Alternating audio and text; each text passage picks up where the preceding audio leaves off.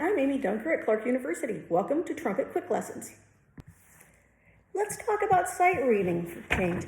Whether you're sight reading just in general with an ensemble or looking at music that you're going to practice or thinking about solo and ensemble contest, or for an audition like Allstate or for chair placement, most times good sight reading techniques will help you move along a lot faster.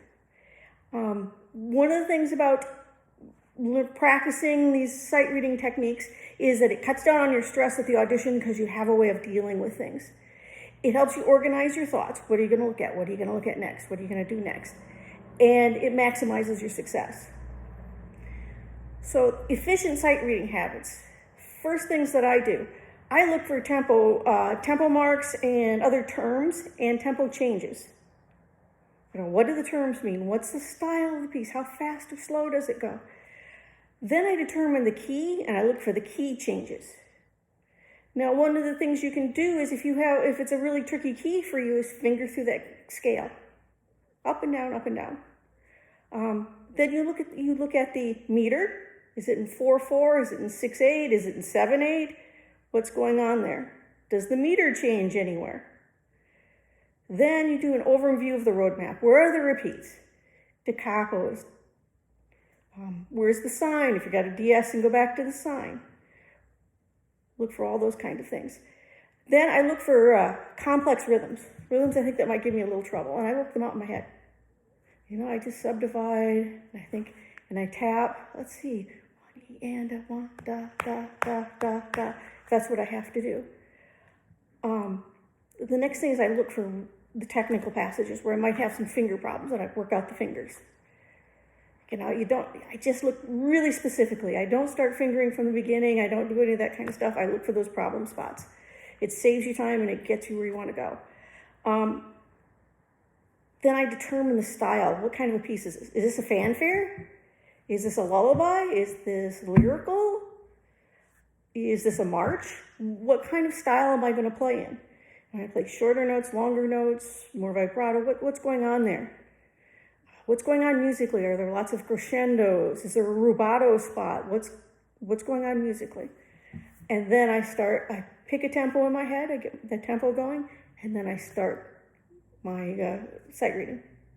All these things give you a systematic way of looking at sight reading every time, and when you're under stress, particularly in an audition situation, it focuses your mind. You know exactly what you need to do to take care of business. The hierarchy of sight reading characteristics. What are the judges looking for? Steady tempo.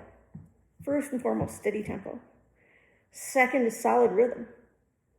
And I say steady tempo and solid rhythm because the right note in the wrong place, still the wrong note. Then they look for your musical ideas and style. Are you just playing notes, or are you giving it some musical fill-up? The crescendos, the decrescendos, the style, all those kinds of things. And then last, the notes. Now, one of the things that a lot of people do that is clearly a mistake is to go along, you're going along and you make a mistake, and then you stop and go back and play that passage just to show them you can do that passage.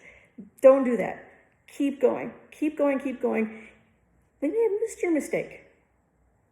They want to see how you recover. And again, they want to see that steady tempo and your solid rhythm. The other thing is that, I really pay attention. I don't stop unless I get so fuddled that I have to stop, that I can't get my way out of it. So that's kind of a basic overview of how to go about sight reading in any situation, and it'll make you stronger. The things that you can do to improve your sight reading in practice: technique, technique, technique.